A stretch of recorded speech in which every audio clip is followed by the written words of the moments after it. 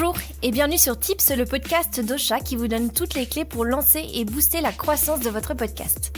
Moi c'est Emma et aujourd'hui je vais vous donner 6 bonnes raisons de lancer un podcast d'entreprise.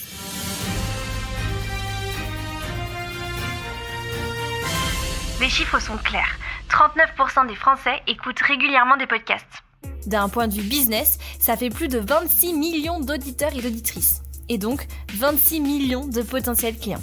Et le format audio est convaincant puisque 51% déclarent avoir déjà acheté un produit suite à l'écoute d'un podcast. Rien que ça devrait vous convaincre.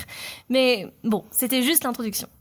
Petit disclaimer avant d'attaquer le vif du sujet, dans cet épisode, je vais vous donner beaucoup de statistiques. Promis, je les sors pas de mon chapeau, elles viennent de la dernière étude du CSA et de Havas Paris. Pour commencer, un podcast, c'est une vraie opportunité business pour une entreprise. 73% des gens qui ont écouté un podcast d'entreprise disent avoir envie de la découvrir ou de mieux la connaître. Avec votre podcast, vous pourrez donc atteindre une cible qui, jusqu'à l'heure actuelle, était peut-être un peu difficile à toucher, et cette nouvelle audience s'intéressera à votre entreprise. Et puis, avec les outils d'analyse Ocha, vous apprendrez à mieux connaître votre audience et vous pourrez ensuite adapter vos contenus et générer encore et toujours plus de trafic. Le podcast, ça permet aussi de complètement modifier la perception de votre marque. Avec un podcast, vous allez développer une connexion personnelle entre votre audience et votre marque.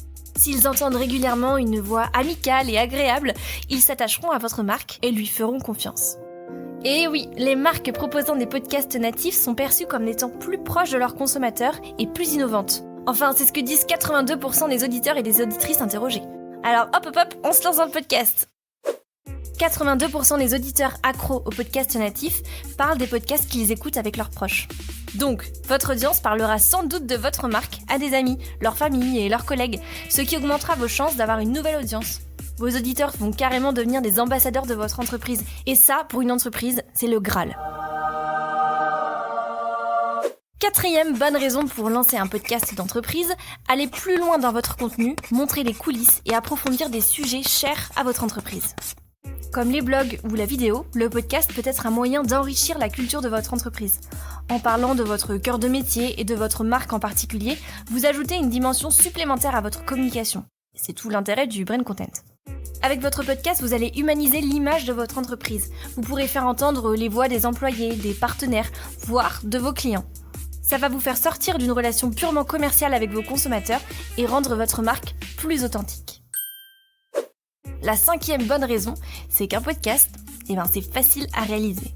Déjà, l'équipement est accessible et vous pourrez trouver plein de tutoriels pour apprendre à utiliser des logiciels de montage gratuits comme Audacity ou GarageBand par exemple.